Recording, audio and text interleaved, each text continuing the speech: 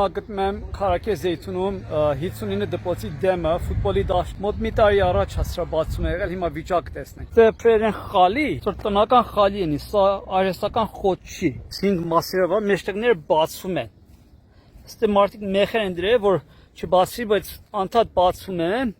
Երեխաներն բնական անում են ստեղ կասկարասնես։ Մյուս խնդիրը ստեղ որպես մինի ֆուտբոլի դաշտ, շապեր գոյություն է, մինի ֆուտբոլի դաշտը պիտի լինի 40-20-ի վրա։ Ստեղ 23-ը 15-ի վրա է, էլի նույնիսկ մինի դաշտի ստանդարտները չեք ապահովել եւ ինչու ստեղ բերեք դաշտը կիսել եք։ Այն մասը հայնիչի ինչի ամերիկ այնպես թողել, ոչ ծոցանակա, ոչ բան։ Դաշտը կարող է գնար, կարող է առաջ գնար, լենություններ էի կարող ապահովեք, ստեղ էլի տեղ ունեք լենության համար, ահագին տեղ ունեք, ստեղ կարող կոնե մի 5 մետր գնայիք, 20 մետր ապահովեք լենությունը, 40 մետր կարող ապահովեք։ Կիսատ պրատ գործ եք անում։ Հետո ասում եք ինչու ֆուտբոլ չի զարգանում։ Ու մի երկու որ անձև ու ձուն է գալիս տարին 3 ամիս։ Մի հատ